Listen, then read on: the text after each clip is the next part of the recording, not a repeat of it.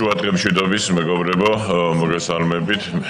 მივესალმები ქალბატონ ლელას, ჩვენს მაყურებელს, ჩვენს თვალსაჩინოს ლაივსტრიმით გაერთიანებული კომიტეტების ხდომას მოგესალმება. დღეს ჩვენ გვაქვს სამი კომიტეტის გაერთიანებული ხდომა, რომელზეც ჩვენ მოვისმენთ 2024 წლის საქმიანობის ანგარის პერსონალური მონაცემთა დაცვის სამსახურის და ამ ანგარის ჩვენ წარმოგვიდგენს პერსონალური მონაცემების დაცვის სამსახურის უფროსი ქალბატონი ლელა ჯანაშვილი. აქვე ადამიანის უფლებების დაცვისა და სამოქალაქო ინტეგრაციის კომიტეტის წევრებისთვის მინდა ვთქვა, რომ ჩვენ დღის წესრიგს ორი საკითხით დავამტკიცებთ, ვინაიდან ანგარიშის შემდეგ ჩვენ გვაქვს ერთი საკითხი, მოგესალმება საქართველოს პარლამენტის რეგლამენტის ახალი რედაქცია შედის ძალაში, შესაბამისად ამ რეგლამენტის ახალ რედაქციასთან შესაბამისობაში უნდა მოვიდეს კომიტეტის დებულება, კომიტეტის დებულების ახალი პროექტი არის შემუშავებული, რომელიც წევრებს გაქვთ, გამოგზავნილი, გაცნობილი ხართ ამ დოკუმენტს და ანგარიშის შემდეგ ჩვენ გვექნება კენჭისყრა ამ რეგლამენტის შესაბამისად არსებული კომიტეტის დებულების დამტკიცებისთვის. შესაბამისად ქორუმი გვაქვს და შემიძლია დღის წესრიგი დავაყენო ასე ვთქვათ კენჭისყრაზე და როგორც მოგეხსენებათ, აი ამ ორი საკითხით მინდა ამ თანმიმდევრობით უყაროთ კენჭი ვინ არის მომხრე კეთილი ადამიანის უფლებების დაცვის სამოქალაქო ინტეგრაციის კომიტეტმა დღის წესრიგი დამტკიცა, გთხოვთ.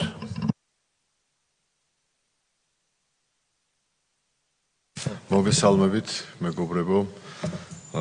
ამ შემთხვევაში თავდაცვითი და უშიშროების კომიტეტის წევრები ადგილზე არიან, ქორუმი გვაქვს.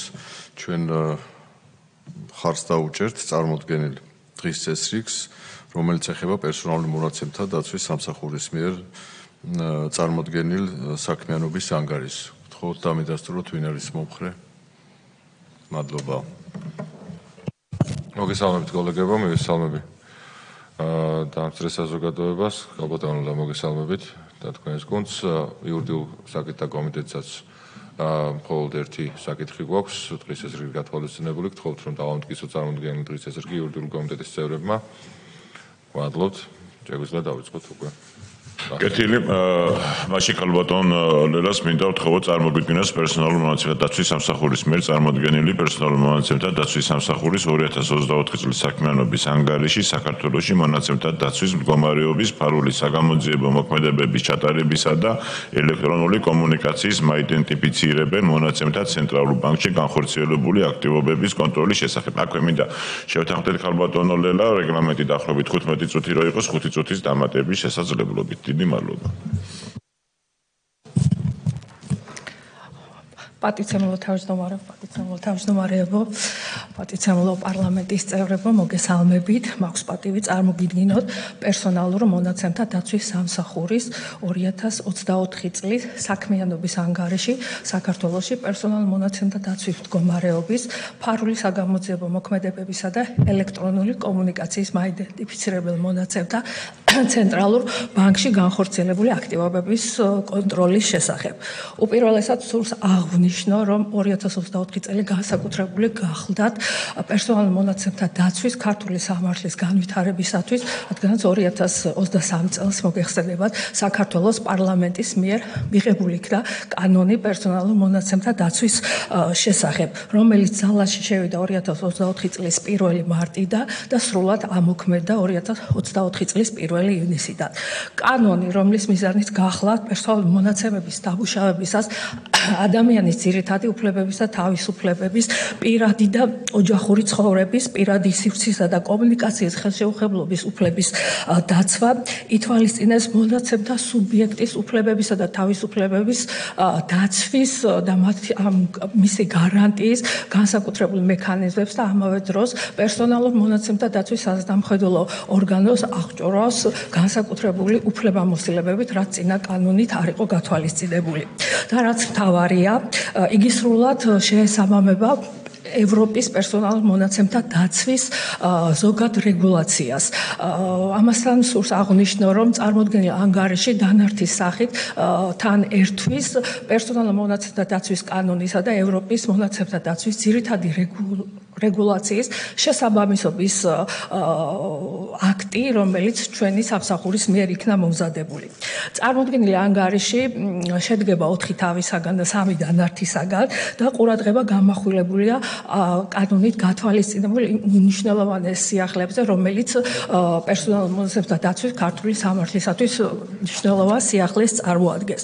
აქვე სურს აღნიშნო, რომ კანონმა გაითვალისწინა ის შესაძლებლობა, რომ პერსონალურ მონაცემთა დაცვის სამსახურს საქართველოში პერსონალურ მონაცემთა დაცვის მდგომარეობის შესახებ აქვს მიანიჭა უფლება წარადგინოს სპეციალური ანგარიში განსაკუთრებით მნიშვნელოვან საკითხებთან დაკავშირებით და სწორედ 2024 წლის საანგარიშო პერიოდში სამსახურის მიერ სწორედ ესეთი ორი ანგარიში იქნა წარდგენილი. ეს გახლავთ საუკეთესო ევროპული პრაქტიკისა და სტანდარტების დანერგვის მიზნით სამსახურის მიერ გაწეული აქტივობების შესახებ პირველი და მეორე ანგარიში სწორედ ახალი კანონის 2024 წლის იმპლემენტაციის შესრულების შესახებ და სამსახურის მიერ აღნიშნულთან დაკავშირებული აქტივობების შესახებ. თქვენს წინაშე წარმოდგენილი ანგარიში მოიცავს საქართველოში პირადი ცხოვრების ხელშეუხებლობისა და მონაცემთა დამუშავების კანონიერების კონტროლის მიზნით პერსონალურ მონაცემთა დაცვის სამსახურის მიერ შესწავლილ პროცესებს, როგორც საჯარო და კერძო სექტორში, ასევე სამართალდამცავ ორგანოებში, რომელსაც სამსახური ახორციელებს ძალიან მრავალი მიმართულებით. ეს გახლავთ მოქალაქეთა განცხადებების, დაინტერესებული პირების შეტყობინებების, გეგმური თუ არაგეგმიური ინსპექტირებების მეშვეობით. განსაკუთრებით საგულისხმოა, რომ კანონის ზოგიერთი სიახლე უმნიშვნელოვანესწილად შეეხო საჯარო სექტორს. სწორედ 2024 წლის 1 ივნისიდან სავალდებულო გახდა საჯარო სექტორში ყველა საჯარო დაწესებულებაში უმნიშვნელოვანეს სიახლის, რომელსაც არაერთგვაროვანი ინტერპრეტაცია მოყვა მონაცემთა დაცვის ოფიცრის ინსტიტუტის არსებობა და ფუნქციონირება. თითოეულ უწყებაში მონაცემთა დამუშავების პროცესების მოცულობამ ასევე კანონით გათვალისწინებული არაერთი წერილობითი დოკუმენტის შექმნის აუცილებლობა დააყენა საჯარო სექტორის წინაშე. გარდა ამისა, საჯარო სექტორში მიმდინარე ერთ და იგივე იმავე მონაცემთა დამუშავების პროცესები ხშირად სხვადასხვა მრავალი დაწესებულებაა ჩართული, რაც მონაცემთა დაცვის დამუშავების პროცესებს კიდევ უფრო ართულებს და უფრო მაღალი სტანდარტით მოითხოვს მონაცემთა დამუშავებისაგან კანონით გათვალისწინებული ნორმატივების შესრულებას. ამავე დროს მონაცემთა უსაფრთხოების დარღვევისათვის პასუხისგებლობა მონაცემთა დამუშავებაზე უფლებამოსილ პირსაც შეეხო, რაზეც უკვე აღვნიშნე და ამან განსაკუთრებული სირთულეები გამოიწვია საჯარო სექტორში მონაცემთა დამუშავებაზე. საჯარო საანგარიშო პერიოდში შესწავლილი იქნა არაერთი საქმე, როგორც მოქალაქეთა განცხადებების, ესე გეგმიური ინსპექტირებების ფარგლებში და ეს შეეხებოდა მაგალითად პაციენტთა უფლებებს, ბაგაბაღის აღსარძელებს, დისციპლინური წარმოების პროცესში მხარეთა უფლება მოვალეობებს და მხარეთა მონაცემების დაცვას, საგადასაღებო ვალდებულების მქონე პირების მოვალეების, სახელმწიფო მსურველობაში მყოფი პირების, შეზღუდული შესაძლებლობების მქონე პირების და მათ შორის ბავშვების პერსონალურ მონაცემთა დამუშავების კანონიერების საკითხებს. ინსპექტირებებისა და განცხადების განხილვის შედეგად განხორციელებული კანონით გათვალისწინებული სხვადასხვა ღონისძიება იქნა ჩვენს მიერ გამოყენებული, როგორც გახლავთ რეკომენდაციები, დავალებები და ასევე სამართალ დარღვევა. გარკვეული სირთულეების მიუხედავად ვფიქრობ, რომ სტატისტიკა ძალზე დინამიურია გასულ წელთან შედარებით და განსაკუთრებით ჩვენთვის მნიშვნელოვანი გახლავთ მონაცემთა სუბიექტის ცნობიერების ამაღლება აღნიშნული კუთხით. განსაკუთრებით უნდა აღინიშნოს კერძო სექტორის მიერ მონაცემთა დამუშავების პრობლემური საკითხები, განსაკუთრებით ხაზგასასმელია მონაცემთა სუბიექტის ხელმისაწვდომობა საკუთარ მონაცემებზე, მოგეხსენებათ საკუთარ მონაცემებზე სუბიექტის ხელმისაწვდომობა მონაცემთა დაცვის კანონმდებლობის ერთ-ერთი მთავარი მიზანი და არაერთი უფლების რეალიზაციის წინაპირობა გახლავთ. ამიტომ კერძო სექტორის მიერ ამ მოცემულობის უაღრესად ზედმიწევნით შესრულება მონაცემთა სუბიექტის უფლებებთან დაკავშირებით, ასე ვთქვათ, ძალზე ყურადსაღები გახლავთ. ახალმა კანონმა გაითვალისწინა ისეთი პრინციპი, რომელიცაც ადრე მოქმედი მონაცემთა დაცვის კანონმდებლობა არ იცნობდა, ეს გახლავთ გამჭვირვალობის პრინციპი, რომელიც დაკავშირებული გახლავთ მონაცემთა სუბიექტის უფლებასთან, რომლის მთავარი მოთხოვნაა, რომ ნებისმიერი მონაცემთა სუბიექტთან დაკავშირებული ინფორმაცია ცნობილი გახდეს და ხელმისაწვდომი იყოს მონაცემთა სუბიექტისათვის. ამ პროცესთან დაკავშირებული ნებისმიერი ინფორმაცია, კომუნიკაცია, რა თქმა უნდა, აუცილებელი უნდა იყოს მონაცემთა და ადვილად ხელმისაწვდომი უნდა იყოს მონაცემთა სუბიექტისადმი. კანონით გათვალისწინებული ახალი ინსტიტუტი, ესე ვთქვათ, გახლავთ მონაცემთა უსაფრთხოების დარღვევა, ინციდენტი და ინციდენტის შეტყობინების ვალდებულებაც აუცილებელი მოცემულობა გახლავთ ახალი რეგულაციებით. და რა თქმა უნდა პირდაპირ მარკეტინგი საგარეშო პერიოდში სამსახურის განცხადებით და შეტყობინებით მომართა ასობით პირმა მათ მფლობელობაში არსებულ სატელეფონო ნომრებზე მათი თანხმობის გარეშე მარკეტინგული შინაარსის არაერთი მოკლე ტექსტური შეტყობინების მიღების მიზნით.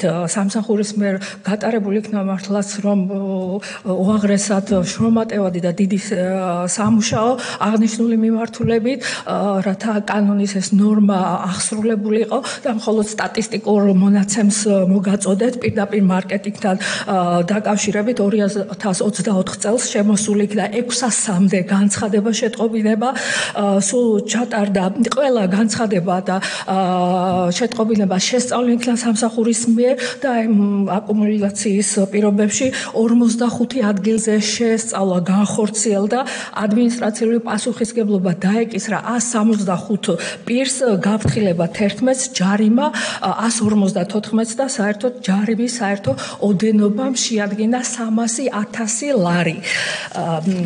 ასევე მნიშვნელოვანი გახლავთ საჯარო სექტორში ისეთი საკითხები, როგორიც ჩვენი სამსახურის ხედვით წარმოადგენს მასშტაბურ, ესე ვთქვათ, მონაცემთა დამუშავების პროცესების შესწავლას და სწორედ ამ მიზნით ჩვენს მიერ 2023 წელს შექმნილი გეგმური ინსპექტირების დეპარტამენტი შესაბამისი მეთოდოლოგიის საფუძველზე შეიმუშავებს წლიურ გეგმას. 2024 წლის გეგმური ინსპექტირების წლიური გეგმის თანახმად შესწავლილი იქნა ისეთი მნიშვნელოვანი პროცესები, როგორც გახლავთ მოწყვლადი ჯგუფებისა და ახალგაზრდების მონაცემის დამუშავება, შრომითი ურთიერთობის ფარგლებში მონაცემის დამუშავება, ჯანდაცვის სფეროში, ასევე ფინანსურ სექტორში, განათლების სექტორში და ასე შემდეგ.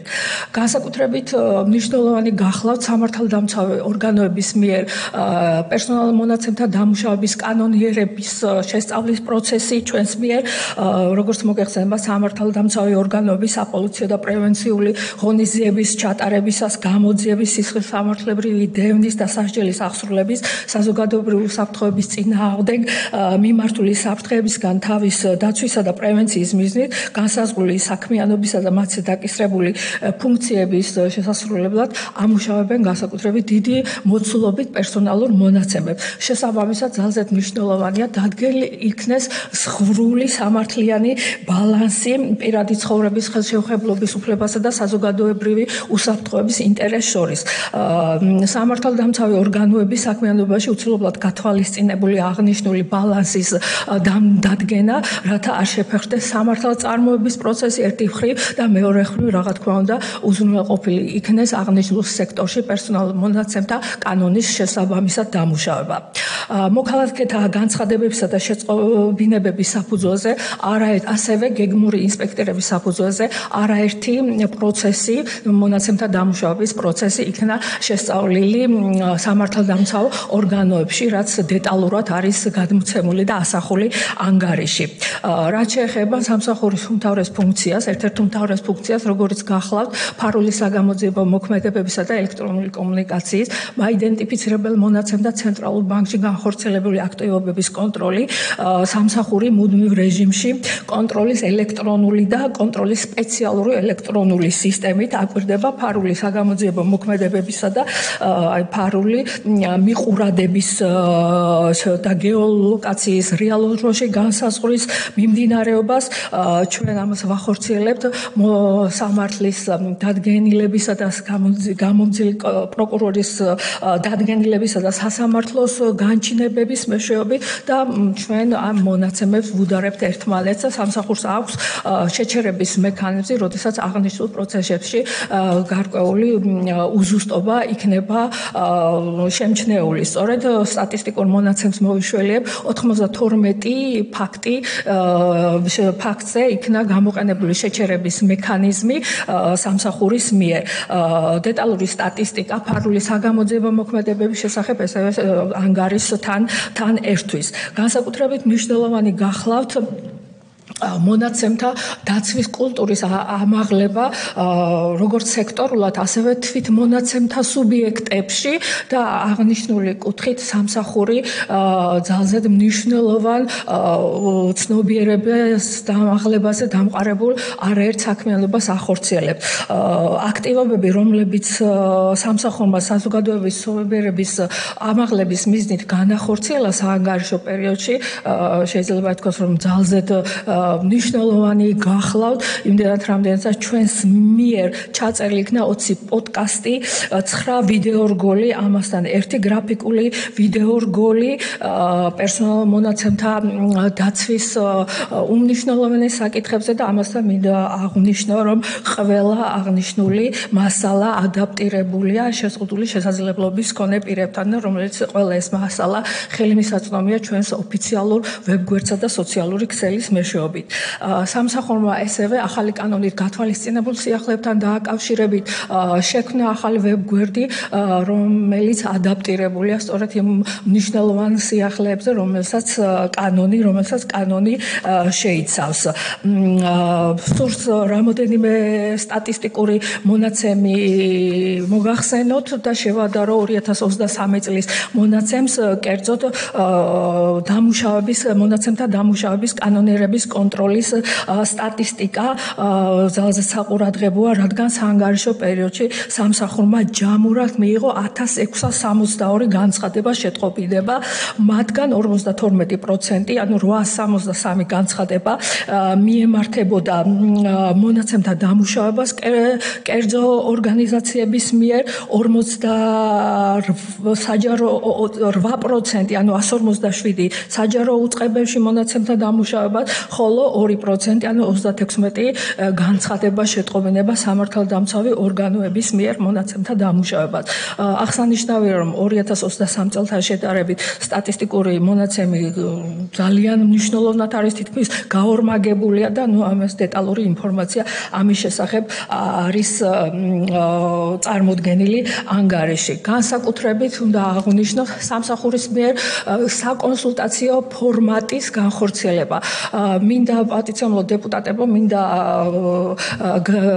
განვაცხადო, რომ სამსახურის მთავარი ფუნქცია არ გახლავთ, ასე ვთქვათ, და მთავარი მიზანი არ გახლავთ სამართალდარღვევის აღმოჩენა. ჩვენი მთავარი მიზანი გახლავთ, რომ პრევენციული ღონისძიებების განხორციელებით, როგორც საჯარო კერძო სექტორში სამართალდამცავ ორგანოებში უზრუნველყოფილი იყოს მონაცემთა დაცვის ძალზედ მაღალი სტანდარტი. აქედან გამომდინარე, ჩვენს მიერ 2024 წელს განსაკუთრებით ახალი კანონის ამოქმედების შემდგომ მიღებულ იქნა უპრეცედენტო შემუშავებული იქნა კონსულტაცია და უპრეცედენტო ფორმატი, რაც გულისხმობს შეიქმნა ცხელი ხაზი, რომელიც უწყვეტ რეჟიმში ახორციელებს მოქალაქეთა კონსულტაციას, ესევე წერილობითი კონსულტაციები, რომელიც ძალზედ ეფექტურია და მყისიერად უბრუნდება პასუხი მოქალაქეებს და ესევე პირადად მოქალაქეებს 2 დღის განმავლობაში ხუთშაბათს და პარასკევს შეუძლიათ უშუალოდ მობრძანება ემოქმედებდნენ არა მარტო მოქალაქეებს, არამედ დაინტერესებულ პირებს, საჯარო კერძო სექტორის სამართალდამცავი ორგანოების წარმომადგენლებს, რათა უშუალოდ ხუთშაბათ დღეს სამსახურის მონაცემთა დაცვის ოფიცერთა, ხოლო პარასკევს იურისტებთან გაიარონ შესაბამისი კონსულტაციები მათთვის საინტერესო საკითხებთან დაკავშირებით. სამსახური განსაკუთრებული ყურადღება აქვს გათმობილი ახალგაზრდა თაობაში მონაცემთა დამუშავების პროცესების შესწავლას და მონაცემთა დაცვის კულტურის ამაღლებას და ჩვენ შევქმნით ფორმატი 2024 წლიდან, როდესაც კონფიდენციალურობის გაკვეთილები და სკოლის მოსწავლეებს ერთი დღის განმავლობაში მთელი დღე სამსახური მასპინძლობს აღნიშნულ ფორმატში. ასევე მსურს რამოდენიმე სტატისტიკური მონაცემი გაგაცნოთ შემოსულ განცხადებებთან დაკავშირებით განხორციელებული ინსპექტირებებთან შესახებ. სამსახურმა ჩაატარა 265 ინსპექტირება, აქედან 61% შეეხებოდა კერძო სექტორს, 31% საჯარო დაწესებულებების მიერ მონაცემთა დამუშავებას, ხოლო 8% სამართალდამცავ ორგანოებს. ასევე მნიშვნელოვანი გახლავთ ადმინისტრაციულ სამართალდარღვევათა სტატისტიკა. საერთო ოდენობა გახლავთ 58 კერძო ორგანიზაციების მიმართ გამოყენებული იქნა ადმინისტრაციული სამართალდარღვევა 77%, ანუ 391 შემთხვევა საჯარო დაწესებულებებში 106 და სამართალდამცავ ორგანოებში, ხოლო აქედან გამომდინარე 2%, ანუ 11 შემთხვევა.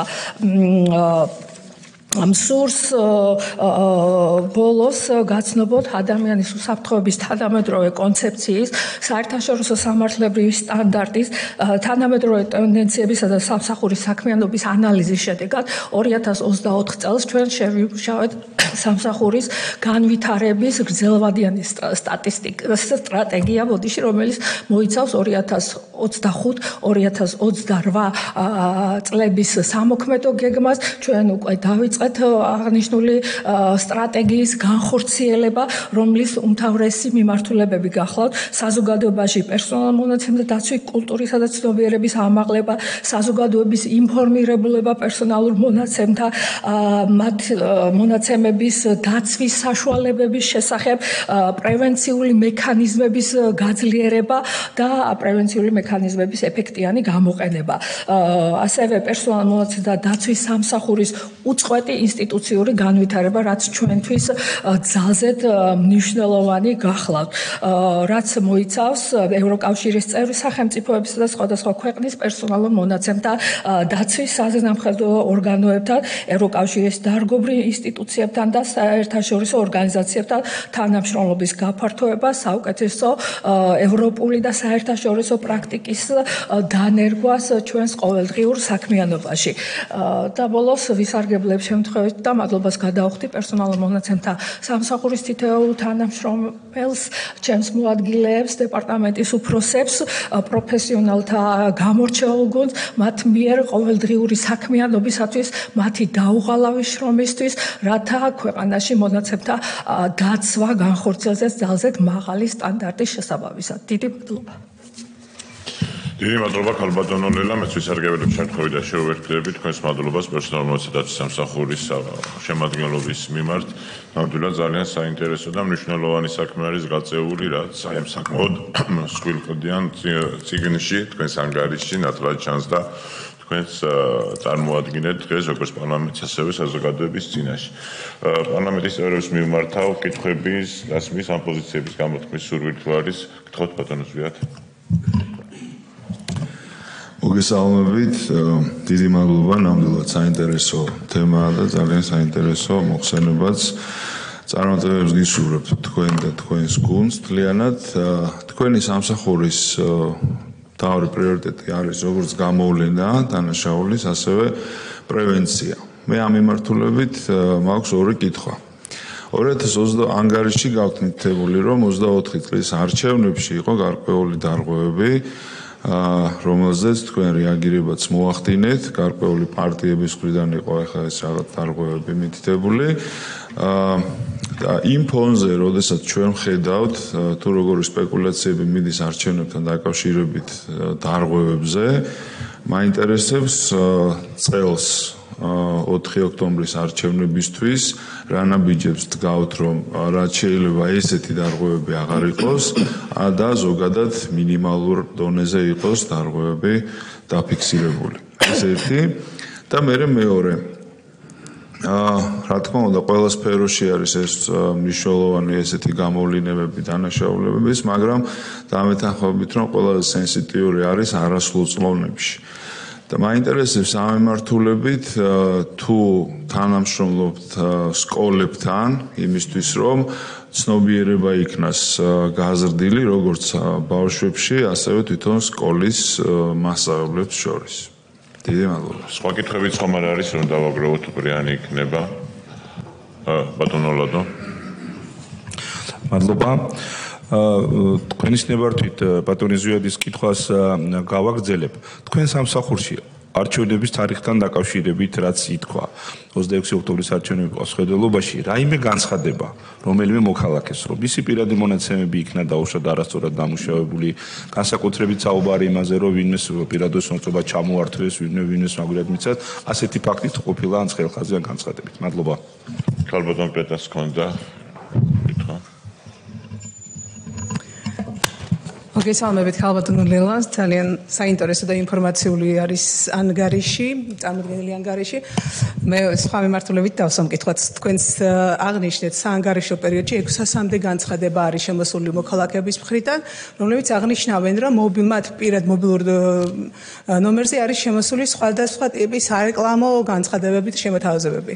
რაც მათი მხრიდან არ იყო ნებადართული, ამ მიმართულებით ვიცი, რომ თქვენი უწყება მუშაობს, როგორ ხდება ამაზე რეაგირება კერძო კომპანია უკავშირდებით უფრო მეტი რო გითხრათ ამ მიმართულებით და კიდევ მინდოდა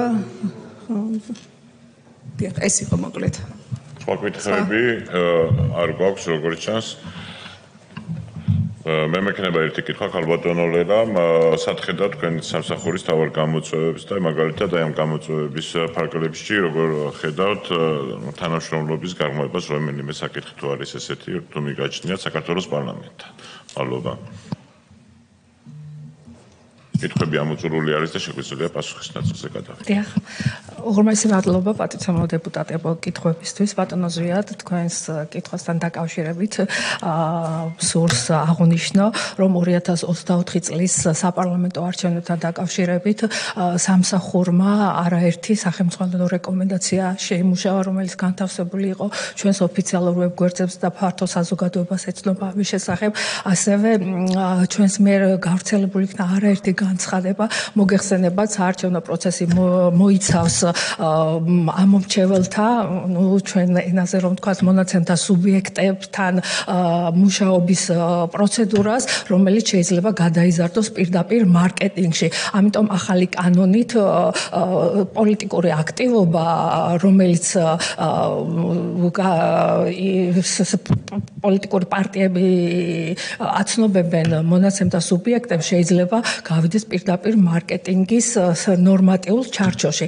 თან გამომდინარე სამსახურმა არაერთი განცხადება გააკეთა აღნიშნულთან დაკავშირებით და მოუწოდა პოლიტიკურ პარტიებს თავი შეიკავონ პირდაპირ მარკეტინგის მიზნით შეტყობინებების გავრცელებასთან დაკავშირებით. რაც შეეხება შესწავლილ პროცესებს, არაერთმა ამასთან მინდა გითხრათ, რომ 2024 წლის ოქტომბერში არჩევნების დღეს სამსახური უწყვეტ რეჟიმში იყო მუშაობდა ცხელი ხაზი და სამსახურის თანამშრომლები განაწილებული იყვნენ სხვადასხვა რეგიონებში, მოგეხსენებათ ბათუმში გვაქვს ჩვენ რეგიონალური ოფისი და ჩვენ ყურადღებით ვადევნებდით თვალყურს არჩევნების პროცესის დროს მონაცემთა დამუშავების ფაქტებთან დაკავშირებულ შემთხვევებზე. თუმცა რამოდენიმე შეტყობინება შემოვიდა, რომელზეც ჩვენ განვახორციელებთ რეაგირება, ასევე მონაცემთა ბატონ ლადოს პასუხთანაც გავაერთიანებ, არაერთმა მონაცემთა სუბიექტმა მოგმართა მათი პერსონალური მონაცემების საარჩევნო პროცესში მონაწილე პოლიტიკური პარტიების მხრიდან გამოყენების შესახებ, რაზეც ასევე იყო ერთი შემთხვევა, როდესაც მასშტაბური მარკეტინგი განხორციელდა ერთ-ერთი პოლიტიკური გაერთიანების მიერ და სამსახურს ყველა აღნიშნულ შემთხვევაზე ჰქონდა მყისიერი და შესაბამისი რეაგირება და დეტალურად აღნიშნული შესახებ აღწერილია სამსახურის კერძო სექტორზე ზედამხედველობის თავში თუ როგორ რა მექანიზმების გამოყენებით განახორციელა სამსახურმა აღნიშნული სამართალდარღვევაზე რეაგირება. რაც შეეხება ბატონი ზვიადის მეორე კითხვას სკოლებთან თანამშრომლობის შესახებ, რა თქმა უნდა ჩვენ სამსახურის მთავარი მიზანი და მთავარი მისიაც გახლავთ ის, რომ მონაცემთა დაცვის კულტურა ამაღლდეს ჩვენ საზოგადოებაში და ეს თუ არა უნდა დავიწყოთ სკოლიდან და რა თქმა უნდა გავაგრძელოთ უნივერსიტეტიდან. ამ მხრივ აღნიშნე და კიდევ გამეორებ ძალზე ფართო მასშტაბიანი ღონისძიებებს ვახორციელებთ სამსახური და როგორც თქვი კონფიდენციალურობის გაკვეთილები, როდესაც ერთი დღე ღია არის სამსახურის ოფისი სკოლის მოსწავლეებისათვის და ისინი უშუალოდ მოდიან ჩვენთან ოფისში, რათა უშუალოდ შეხება გქონდეთ აი ამ პროცესებთან დაკავშირებით თუ როგორ ხორციელდება უშუალოდ მონაცემთა დამუშავება საქართველოში. ასევე ჩვენ სამსახურში გარდა იმისა, რომ ჩვენთან სტუმრობენ, ჩვენ რეგიონები განსაკუთრებით მნიშვნელოვანია და ყოველი კვირის განმავლობაში რეგიონებში სამსახურის თანამშრომლები რეგიონის სკოლებში ატარებენ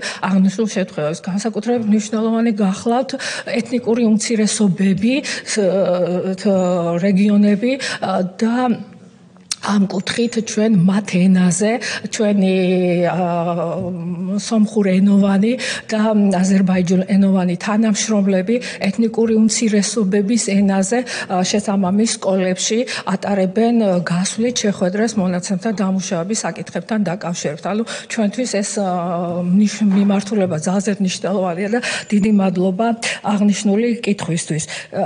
რაც შეეხება პირდაპირ მარკეტინგთან რეაგირების საკითხებს, მიუხედავად იმისა, რომ ძალიან დიდი რეაქცია იყო ბიზნეს წინააღმდეგობა შეიძლება ითქვას ბიზნესის მხრიდან პირდაპირ მარკეტინგის მიმართ სამსახურის მიერ განხორციელებულ საქმიანობას, როგორც სტატისტიკური მონაცემი მოგახსენეთ, დაახლოებით 300,000 ლარი ადმინისტრაციული სამართალდარღვევით შესახებ ჯარიმა იქნა გამოყენებული კერძო სექტორის მიმართ. ეს პროცესები, პირდაპირ მარკეტინგის პროცესები დეტალურად არის აღწერილი ანგარიში და მინდა გაცნობოთ, რომ მნიშვნელოვნად არის მოწესრიგებული აღნიშნული პროცესი, თუმცა 2025 წლის სტატისტიკას მოვიშველებ გარკვეული ერთეული შემთხვევები გვხდება აღნიშნულთან დაკავშირებით, თუმცა მნიშვნელოვანია, რომ პროცესი არის მნიშვნელოვნად გამოსწორებული. და ბატონი რატის კითხვა მთავარი გამოწვევა მართლაც ის გახლავთ, რომ ჩვენში ძალზე მნიშვნელოვანია მონაცემთა დაცვის კულტურის ამაღლება თითოეულ ჩვენში ინდივიდუალურად, როგორც სამსახურის თითოეულ თანამშრომელს და ჩვენი მოთხოვნა არის ის, რომ ჩვენ მონაცემთა დაცვა უნდა განვახორციელოთ ძალზე ეფექტურად, მყისიერად, იმიტომ რომ მონაცემთა დაცვას უყვარს ეფექტურობა. გამოწვევა არის ის, რომ საზოგადოებაში, საჯარო, კერძო სექტორში, სამართალდამცავ ორგანოებში კიდევ ბევრი არის სამუშაო, რათა მონაცემთა სუბიექტის ეს აღნიშნული უფლება, უმნიშვნელოვანესი უფლება, პერსონალურ მონაცემთა დაცვის უფლება, რომელსაც 21 საუკუნის უფლებასაც კი უწოდებენ, მისი ახალი შინაარსიდან გამომდინარე, რომელიც დაკავშირებულია ტექნიკურ პროგრესთან, რომელიც დღითიდღე მზარდია და ჩვენ ახალი სურპრიზები გვხვდება ტექნიკური საშუალებებით მონაცემთა დამუშავებასთან დაკავშირებით. აი სწორედ ეს გახლავთ, რომ ჩვენ ამას მივსდიოთ, მივყვეთ და ჩვენი სამსახური შესაბამისი ცოდნით იქნას აღჭურვილი, რათა ამ სირთულეებს გაუმკლავდეთ. დიდი მადლობა. კეთილი, დიდი მადლობა ქალბატონო ლელა, ბატონ ლადოს აქვს დაზუსტება. ერთი დაზუსტება არის მხოლოდ ქალბატონო, მადლობა პასუხისთვის. უბრალოდ კიდევ ერთხელ მინდა რომ დაგვიზუსტოთ, რომ 26 ოქტომბერს უშუალოდ კეჭისყრის დღეს ან წინა დღეს არ მერე არც ერთ საქართველოს მოქალაქეს.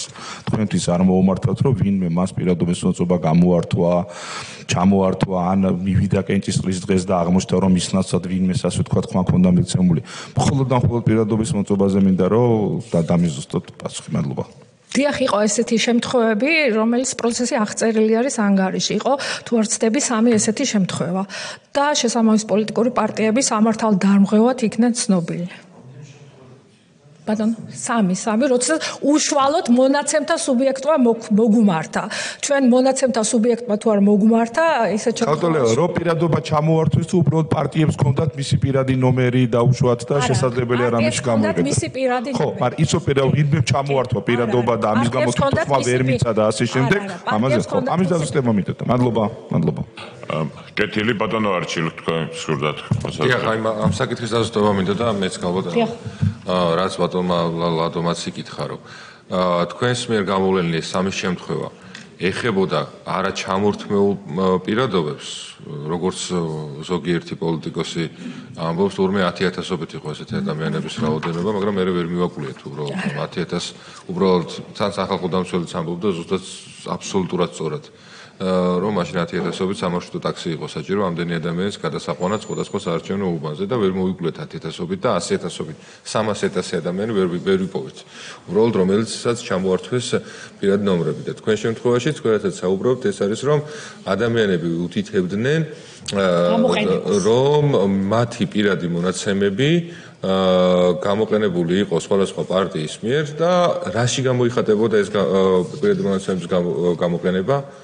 დიახ, კი ბატონო, დაგეთანხმებით, რომ ეს ეხებოდა მხოლოდ გამოყენების, პირადი მონაცემების გამოყენების ფაქტს, რაც გულისხმობდა დამკვირვებლად აღნიშნული პირების მონაცემების გამოყენებას რეგისტრაციას. თუმცა აღნიშნული პირების შესახებ ინფორმაცია გახდა მანამდე ცნობილი, ვიდრე არჩევნები გაიმართებოდა და რა თქმა უნდა სამსახურმა შესაბამისი ზომები მიიღო ამასთან დაკავშირებით. ხა მრავალ მონაცემთან დაკავშირებით მინდა ესევე გითხრათ, რომ ერთ-ერთმა პოლიტიკურმა პარტიამ რამდენიმე ათეულ მონაცემთა სუბიექტს ელექტრონული პოსტის საშუალებით გაუგზავნა შეტყობინებები არჩევნებში მათი მონაწილეობის თაობაზე. ჩვენ როდესაც დავიწყეთ აღნიშნული საკითხის შესწავლა, პარტიის წარმომადგენელმა განმარტა, რომ აღნიშნული წარმოადგენდა საინფორმაციო შინაარსის შეტყობილებას. თუმცა ჩვენს მიერ შესწავლილი პროცესით დადგინდა, რომ ეს არ იყო არანაირი საინფორმაციო შეტყობინება და ეს სრული მოცილობით იყო პირდაპირი მარკეტინგი და შესაბამისი პოლიტიკური გაერთიანება ცნობილ იქნა ჩვენს მიერ საბართალ დარღვევად. ეს რაც მრავალი მონაცემის გამოყენებაზე. იმიტომ რომ ამას მნიშვნელობა აქვს, იმიტომ რომ ჩვენ შინაგან საქმეთა სამინისტროსაც მივმართეთ პროკურატურაშიც საჩივარიშოებიდან, იმიტომ რომ ადამიანებს აღარ მისცეს კონკრეტულმა პოლიტიკურმა პარტიებმა, არ მისცეს საშუალება, რომ თავიანთი აზრი და თავიანთი პოზიცია დაეფიქსირებინა და რატომ? იმიტომ რომ დაარეგისტრირეს მაგალითად თბილისში რეგისტრირებული ადამიანი დაარეგისტრირეს რომელიღაც რეგიონში კონკრეტულ უბანზე და შესაბამისად, როდესაც ამორჩეველი მივიდა თავის საარჩევნო უბანზე ხმის მისცემად, აღმოაჩინა რომ თურმე სხვა უბანზე არის საერთოდ რეგისტრირებული როგორც დამკვირვებელი, მისი ნების საწინააღმდეგო და ამ ადამიანებს არ მიეცათ საშუალება რომ არჩევნებში მონაწილეობა მიეღოთ და ასეთი რამდენიმე ასეული იყო ჩვენ საჩივარში. სამწუხაროდ ასეთი შემთხვევები ჰქონდა, რომ პირიქით კონკრეტული პოლიტიკური პარტიების წარმომადგენლებმა არ მისცეს საქართველოს მოქალაქეების შესაძლებლობა, რომ არჩევნებში მიეღოთ სრულად მონაწილეობა, მათი პერსონალური მონაცემები დაამუშავეს თანხმობის გარეშე, წარმოიდგინეთ ადამიანებმა აღმოაჩინეს არჩევნების დღეს საარჩევნო უბანში, როდესაც მივიდნენ, რომ თურმე კონკრეტულ პოლიტიკურ პარტიას დარეგისტრირებული ყავდა ეს ადამიანი დამკვირვებლად და წარმომადგენლად სულ სხვა რეგიონში არსებულ უბანზე. ასეთი შემთხვევებიც თქვენს გსმენიათ ხო? იყო და სამსახურმა გააკეთა შესაბამისი რეაგირება. ანუ რეალურად ადამიანები, რომლებიც ამბობენ, რომ გაყავდა არჩევნებიო, თვითონ გააყავეს და ადამიანებს არ მისცეს საშუალება, რომ აზრი დაეფიქსირებინათ, არჩევანი გაეკეთებინათ. აი ასეთ ასეთი შემთხვევებიც გვაქვს, რა ვქნათ, სამწუხაროდ ენას ძვალი არ აქვს და ფაქტია, რომ ყველაფრის საუბარი შეიძლება ყველანაირი ფაქტის გარეშე და მით უმეტეს, როდესაც ფაქტები კონკრეტული პარტიების მიერ ნათქვამის საწინააღმდეგოს მეტყველებენ, ნებისმიერ შემთხვევაში ასე არის ხოლმე ყოველთვის ხილება ხდება. კარგია, რომ შესაბამისი რეაგირებაც მოხდა ამასთან დაკავშირებით. მადლობა. დიდი მადლობა, როგორც ჩანს, განხილვა დასრულებული არის. შემაჯამებელი სიტყვა ხო არ გსურთ, ქალბატონო ლელა? დიახ, მადლობა, სწორია წუთით.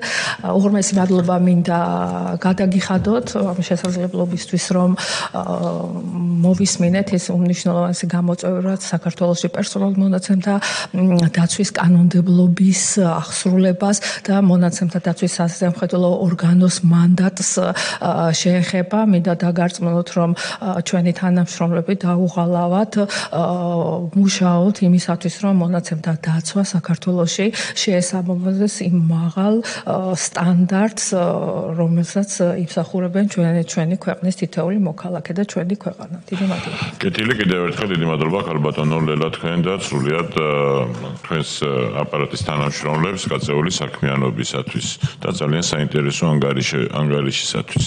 ბატონო, თუ ჩვენ შეგვიძლია გადავიდეთ კენჭისყრის ნაწილზე, ჯერ სავალდებულო წესით რომელი კომიტეტების განიხილვა უნდა ეყაროს კენჭი და მე უკვე ადამიანის უფლებების დაცვის კომიტეტი უყრის კენჭს. მადლობთ.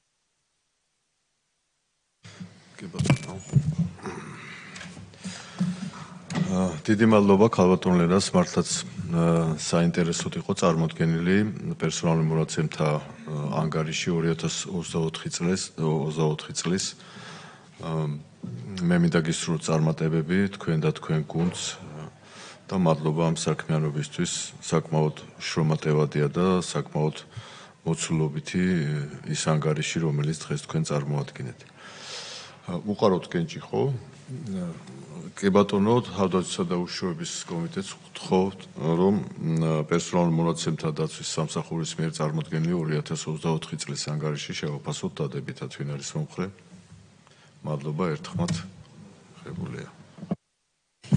მეც შევერთები, წარმატებას გისურვებთ ქალბატონო და მადლობა წარმოდგენილი ანგარიშისათვის. მართლაც მნიშვნელოვანია ჩვენთვის, ჩვენი გუნდისთვისაც უმნიშვნელოვანესია ადამიანის უფლებების დაცვა და პირველ რიგში ჩვენ სრულნავთ და ვაკეთებთ ყველაფერს იმისათვის 2012 წლიდან დღევანდელ დღემდე და მომავალშიც ამას ვაპირებთ, რომ ადამიანის უფლებები იყოს მაქსიმალურად დაცული ამ ქვეყანაში, განსაკუთრებით პერსონალურ მონაცემებზე მაქვს რა თქმა უნდა საუბარი და სწორედ ამის მაგალითია, რომ წინამოწვევის პარლამენტის მიერ მიღებული იქნა ძირეული ცვლილებები, ძირეულად გადაიხედა კანონმდებლობა და ყველა კარგი პრაქტიკა რაც შეიძლება იყოს მიღებული, ეს ყველაფერი არის ჩვენს საკანონმდებლო სივრცეში ასახული და რა თქმა უნდა სამსახურსაც უმნიშვნელოვანესი როლი და ფუნქცია აქვს, რომ უკვე მიღებული საკანონმდებლო ჩარჩოს ფარგლებში აღსრულება მოხდეს ისე, როგორც ეს კანონმდებლობით არის გათვალისწინებული. ამ ყველაფრის გათვალისწინებით იურიდიულ საკითხთა კომიტეტის წევრებს გასაგებთ, რომ დადებითად შევაფასოთ წარმოდგენილი ანგარიში, ვინ არის მომხრე. დიდი მადლობა, ერთხმად იქნა მიღებული გადაწყვეტილება. კეთილი, დიდი მადლობა კიდევ ერთხელ. საინტერესო ფაქტი არის ასევე ისიც, რომ მოსმენაზეც გამოიკვეთა ბოლო საპარლამენტო ანგარიშთან დაკავშირებით ის რადიკალური ოპოზიციური პარტიები, რომლებიც დღეს უკვე ოპოზიციის პაროდიას წარმოადგენენ ნამდვილად. ამავდროულად საპარლამენტო არჩევნებში ოფიციალურად პერსონალური მონაცემების მიმართულებით კანონდამხმარებათაც კი იქნენ ცნობილი და მე თვითონ მათ პერსონალური მონაცემების დაცვაზე გული შედგება, თორსა ჩვენ ხედავთ, რომ რეალობა სრულიად საპირისპირო არის. კეთილი, ჩვენ კომიტეტს ორი საკითხი გვექნება კენჭისყრელი. პირველ რიგში კენჭისყრაზე ვაყენებ პერსონალური მონაცემთა დაცვის სამსახურის 2024 წლის საქმიანობის ანგარიში, ვინ არის მომხრე, რომ დადებითად შეფასდეს ეს ანგარიში და მეორე საკითხი ეს არის უკვე კომიტეტის ახალი დებულება, მოგეხსენება თქვენ 2025 წლის 13 მაისს საქართველოს პარლამენტმა უყარა კენჭი პარლამენტის რეგლამენტის ახალ რედაქციას, რომელიც 1 ივლისიდან შედის ძალაში, მთელი რიგი ცვლილებები არის ნორმებში განხორციელებული და მიზანშეწონილად მიგვიჩნიეთ, რომ არა რედაქტირება მოგვეხდინა კომიტეტის უკვე დამტკიცებულ დებულებაში, არამედ ახალი დებულება შეგვემუშავებინა, რომელსაც დღეს კენჭისყრაზე წარმოგიდგენთ, რომელიც გაცნობილი არის კომიტეტის წევრი კოლეგები და შემდეგ უკვე ჩვენ უნდა მოვიწონოთ ეს დებულების პროექტი და გადაეგზავნება უკვე პარლამენტის ბიუროს დასამტკიცებლად. ვინ არის მოწონებული იქნეს ადამიანის პროდუქტის და სამოქალაქო ინტეგრაციის კომიტეტის დებულება. დიდი მადლობა, ერთხმად არის მხარდაჭერილი ეს საკითხიც კომიტეტის ხდომა დასრულებულია. დიდი მადლობა ყურადღებისთვის.